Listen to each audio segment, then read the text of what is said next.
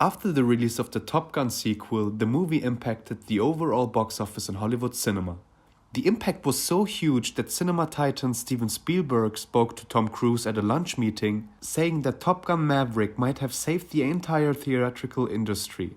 And it might be true once you consider the fact that the box office of Top Gun Maverick marked the end of the shaky post-pandemic cinema. Giant blockbusters like Tenet, No Time to Die, thought to be the saviors who could draw back the attention of cinema goers. They hoped in vain. And the fact that Spider-Man No Way Home was the only movie in 2021 hitting the 1 billion mark made it all hopeless and dreadful at the same time. Surprisingly, Top Gun Maverick was able to set the tone, and following blockbusters like Jurassic World and Avatar Way of Water were able to surpass their financial aims. So yeah, it saved somehow cinema's sensationalism. But was Spielberg ultimately right? I think the statement would have been more accurate if he had said something like, Top Gun Maverick might have saved Hollywood.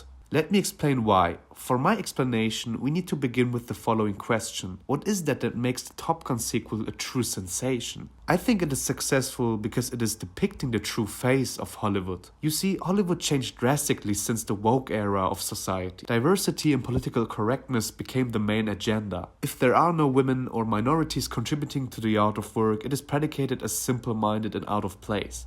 Don't get me wrong, I am all about equal opportunities for all sorts of people. Every artist should be able to have the chance to take part in movies, no matter their background. But there is a presumption. It has to fit into the narrative, and the film should be produced for the sake of art and not for the sake of political correctness. For example, if you want to tell a story about slavery in America, it would be a stupid idea to let Asians, South Americans and African Americans play the slaves, right? Thus, a story should not be built around the message. If anything, the message should emerge from the story. Because artists most of the time don't know what they are doing. They are feeling a glimmer of truth and want to illustrate that feeling as a symbolic form. But if any type of work originates from a presupposed message, it doesn't become an art, it becomes propaganda. Sad to say that Hollywood did so much propaganda in recent years, starting from Walt Disney's Frozen right up to the Academy Awards. So many productions and speeches want to prove their moral certainty at the cost of qualitative storytelling. It is almost obvious which movie is going to win the awards this year, the Oscars in particular. Pick up the most politically correct film with the most of diverse members and the diversity woke themes. It will win, but Hollywood is merely a symptom of that matter, the epitome of the culture wars happening in modern society, the war between neo-Marxists and alt-right wingers, the struggle for dominance of values and beliefs. Contemporary wedge issues in the United States are abortion, racism, transgender rights, and many more. The USA never have been split like that before.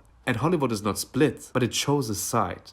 Maybe it was forced to choose the opposite side after a patriarchal and ruthless history and the accusations of crimes of Weinstein and others. But in doing so, it stepped into an era which is dominated by the independent films that are way better in storytelling and true art than Hollywood. The only thing Hollywood does is doing propaganda now. And now, let's get back to the modified thesis of Spielberg. By saved, I mean it saved Hollywood's origin and much better persona, the world of thrilling stories and epic blockbusters. Maverick pushed it back to its biggest competence, spectacular sensationalism. Well, obviously, the far left and the far right use the movie as a political scene in favor of their own views. Left critics might assume it is a patriotic anti-woke film, and right critics project their own cultural aspirations like the definition of companionship and love for order and safety onto the film. I think it is really hard to attribute the box office to political interests or movie quality solely. But the fact that the movie takes part in the Reagan tenure and the enemy isn't really mentioned at all, and the production is specifically well orchestrated for cinema, and other blockbusters like Avatar were great successes too, make me believe that even cinema lovers enjoy the movie. That being said, Hollywood is on the verge of two splits and it has to choose. Either it keeps doing propaganda that results in dissolving into thin air and being drowned out by much better independent films, or it rests upon its resources and experience and constructs a big event amusement park. MCU, DCU, fantasy pictures like Star Wars,